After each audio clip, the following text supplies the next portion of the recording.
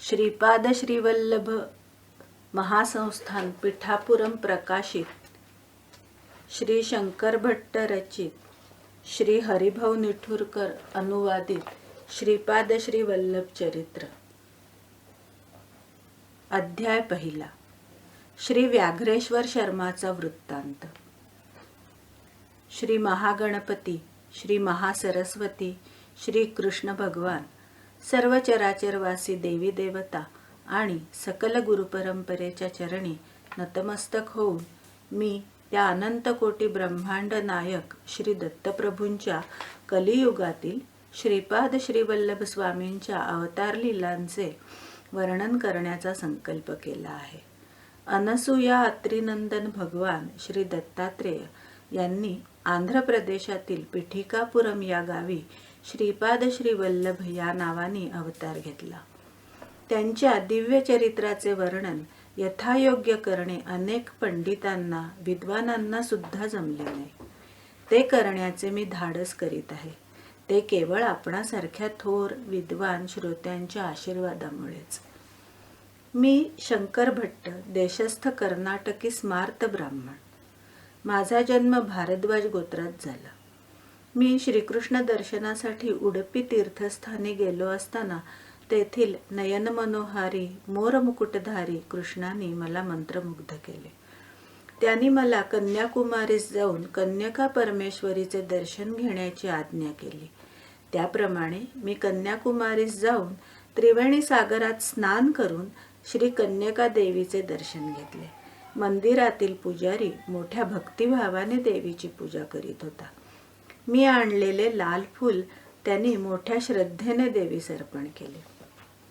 देवी अंबा माझ्याकडे मोठ्या स्नेहपूर्ण नजरेने पाहत असल्याचे जाणवले. ती म्हणत होती, शंकरा, तुझ्या अंतरंगातील भक्तिभावावर मी प्रसन्न झाले आहे. तू कुरवपूर क्षेत्रास जा आणि श्रीपाद श्रीवल्लभ स्वामींच्या दर्शनाने आपल्या जीवनाचे सार्थक कर.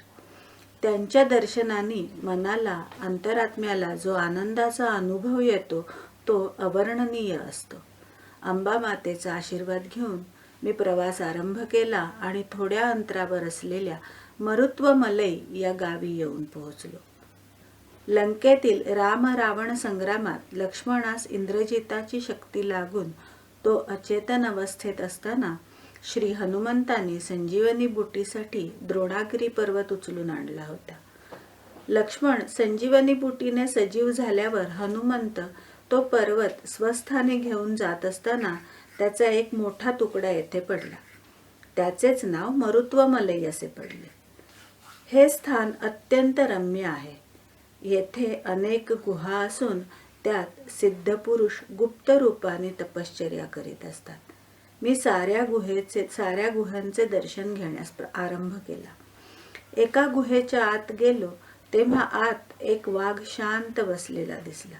त्याला पाहताच माझ्या अंगात कापरे भरले आणि घाबरून मी एकदम श्रीपाद श्रीवल्लभा असे जोराने ओरडलो.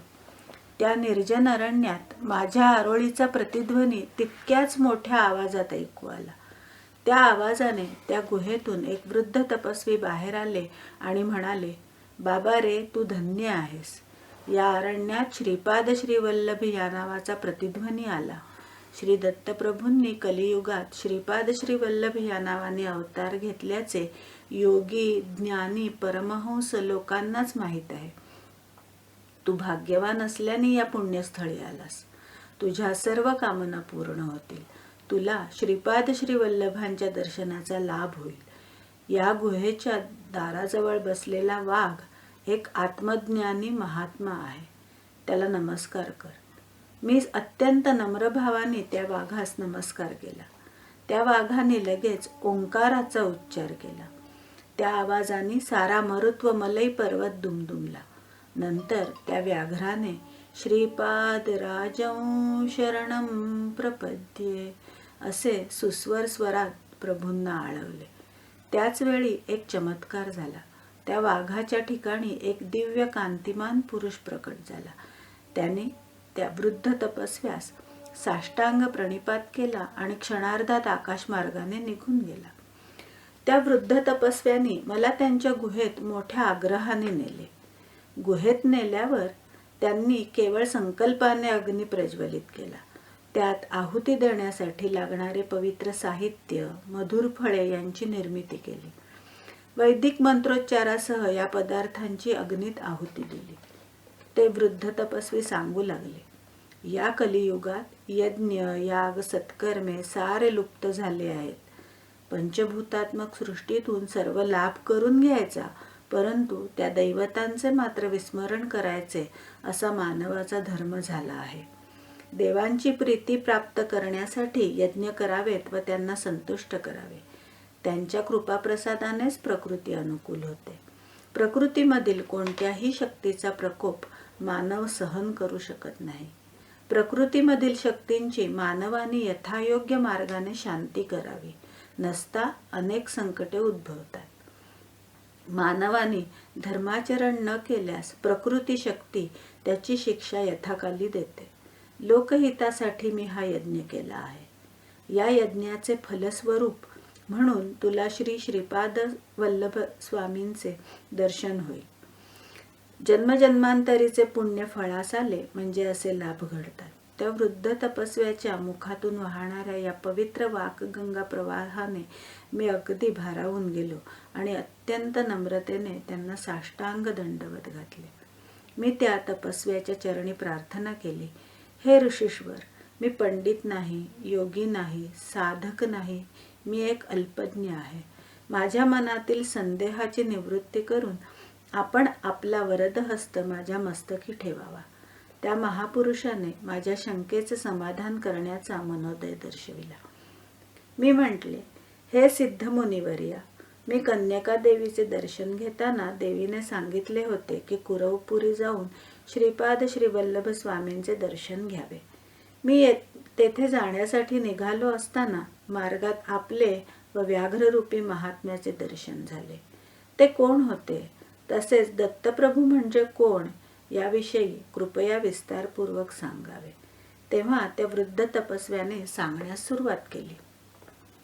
या आंध्र प्रांतातील गोदावरी मंडलातील अत्री मुनींची तपोभूमी अशा नावाने प्रसिद्ध असलेल्या आत्रेयपूर ग्रामात एक काश्यप गोत्रीय ब्राह्मण कुटुंब वास्तव्य करीत होते.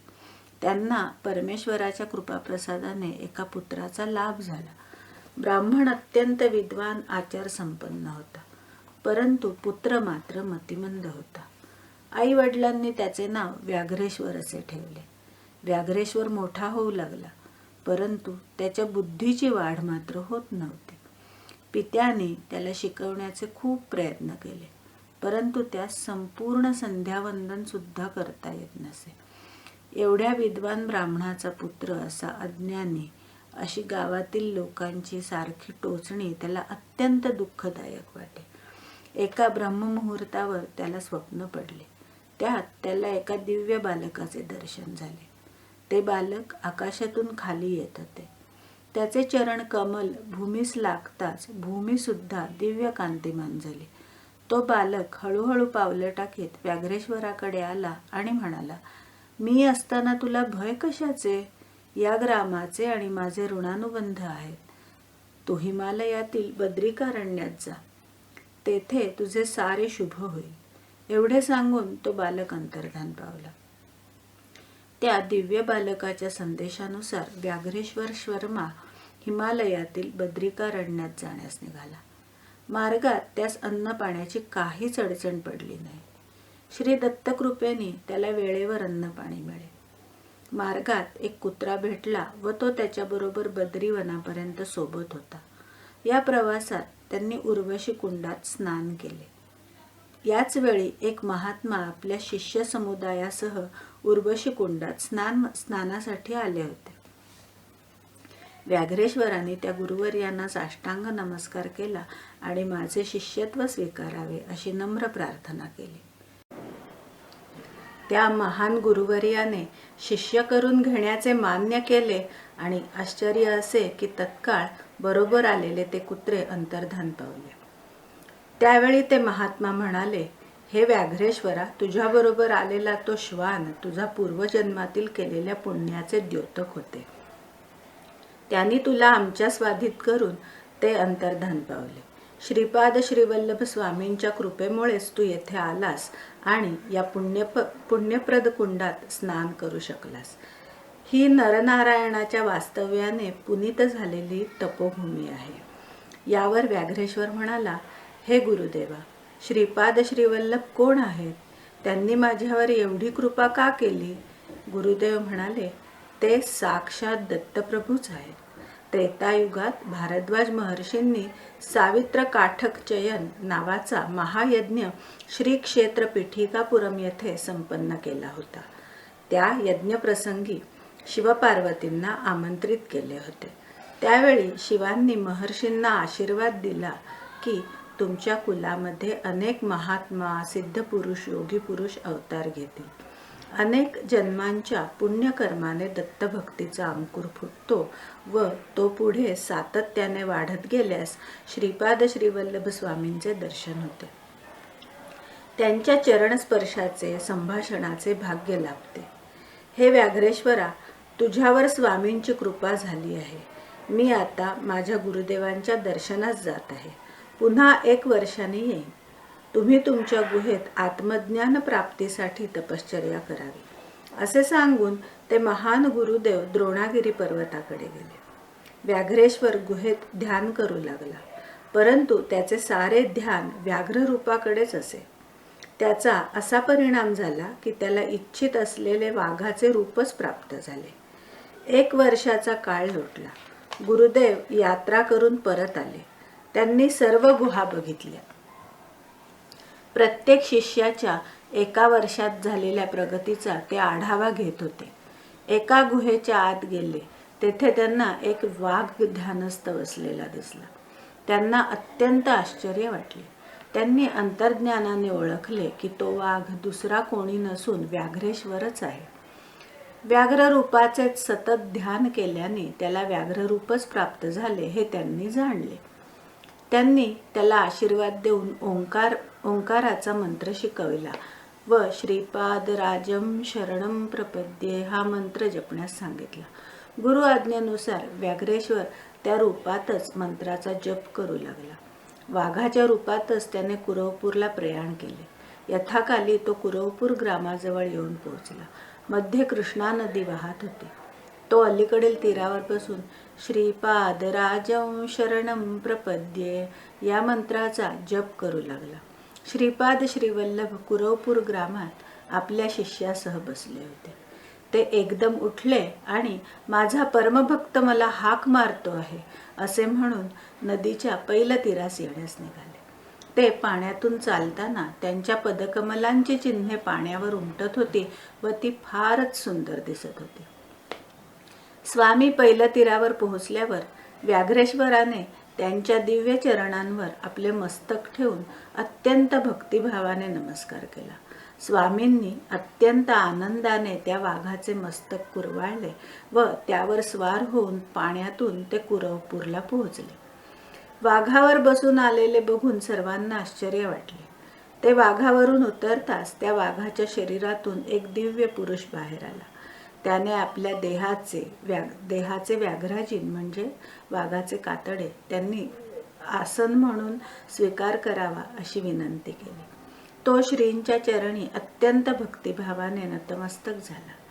त्याचे अष्टभाव जागृत होऊन प्रेमभावाने त्याने स्वामींच्या चरणांवर आपल्या नेत्रातील अश्रूंनी अभिषेक केला. मोठ्या प्रेमभराने स्वामींनी त्याला उठविले आणि म्हणाले, हे व्याघ्रेश्वरा, तू एका जन्मात अत्यंत बलशाली असा मल्ल होतास. तेव्हा तू वाघांशी युद्ध करून त्यांना अतिक्रूरतेने वागवित होतास. त्यांना वेळेवर अन्न पाणी सुद्धा देत नव्हतास. त्यांना साखळीने बांधून लोकांच्या प्रदर्शनासाठी ठेवीत होतास. या दुष्कर्मामुळे तुला अनेक नीच जीवजंतूंच्या योनीत जन्म घ्यावा लागला असता. परंतु माझ्या अनुग्रहाने ते सारे दुष्कर्म हरण झाले आहेत. तू दीर्घकाळ व्याघ्र रूपात राहिल्यामुळे तुला इच्छेनुसार वाघाचे रूप धारण करता येईल व सोडताही येईल. हिमालयात कित्येक वर्षापासून माझी तपश्चर्या करणाऱ्या महान सिद्धांचे तुला दर्शन होईल आणि आशीर्वादही मिळतील. योग मार्गात तू अत्यंत प्रज्ञावंत होशील असा स्वामींनी आशीर्वाद दिला. स्वामी पुढे म्हणाले, तू हिमालयात एक वाघ अत्यंत शांत असलेला पाहिला होतास ना, तो एक महात्मा आहे. तपश्चर्या करणाऱ्या संत पुरुषांना सामान्य लोक व इतर वन्य प्राण्यांपासून त्रास होऊ नये म्हणून त्याने ते व्याघ्र रूप धारण केले होते व तो त्यांचे संरक्षण करीत होता. गुहेतील तपश्चर्या करणाऱ्या संतांचे परस्पर वर्तमान कळविण्याचे काम सुद्धा तो वाघ मोठ्या आनंदाने करीत असे. ही सगळी दत्तप्रभूंची लीलाच. श्रीपाद श्रीवल्लभांचा जय जयकार असो.